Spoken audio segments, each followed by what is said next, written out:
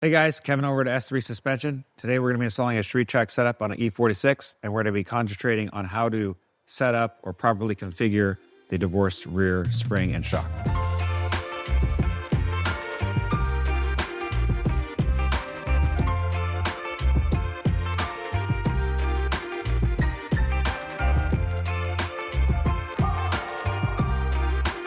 All right, guys, just want to go over what's included on this E46 setup. We have the front shocks here. The front top hats are camber adjustment, and they are included. We have the Swiss springs, which are standard as well. For the rear, because this is divorced, you'll have included in the set the spring and the rear height adjustment as well, and then the shock.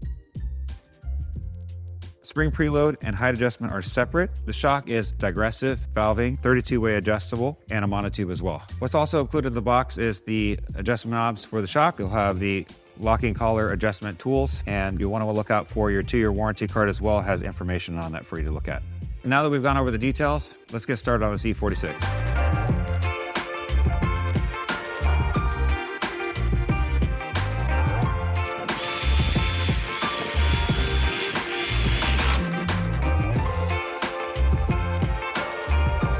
All right, guys, now that we got the front coilovers on, we're just gonna go over quickly how to adjust the height. So you have a lower locking collar. You're gonna loosen this up.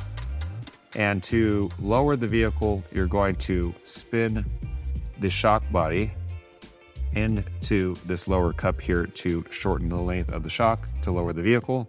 And to raise the vehicle, you're going to spin this to the right to lengthen the shock and to raise the vehicle. One thing to note with vehicles with sway bar end links, so this tab here that's welded to the lower cup, we designed these to use with the stock length sway bar end link. Now you can upgrade these to aftermarket, but make sure that the length of the end link is the OEM length.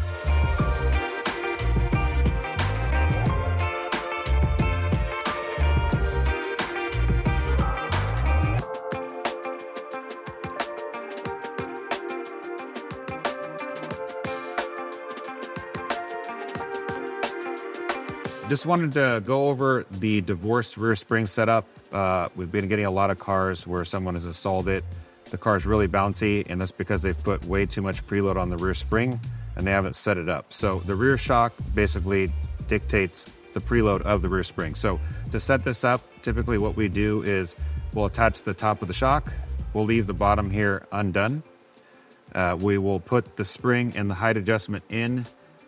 Basically, before you even think about putting this bottom bolt in, we're going to adjust the ride height. So you set the ride height where it is, you lower the car to the ground and determine where you would like the ride height of the car.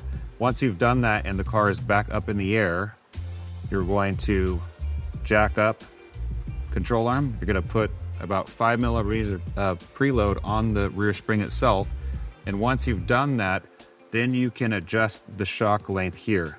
Essentially, you're going to adjust it to the point where whatever bottom bolt for whichever application you have slides in, and you can hand tighten it and then tighten it up from there.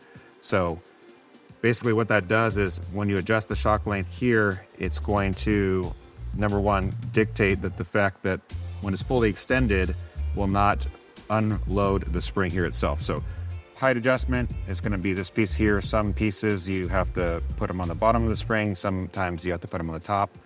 It will be labeled, which you have to do.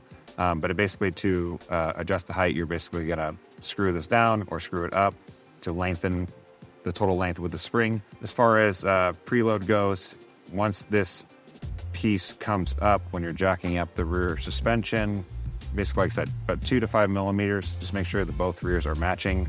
And then you're going to adjust the shock length to that as well. So again, one more time.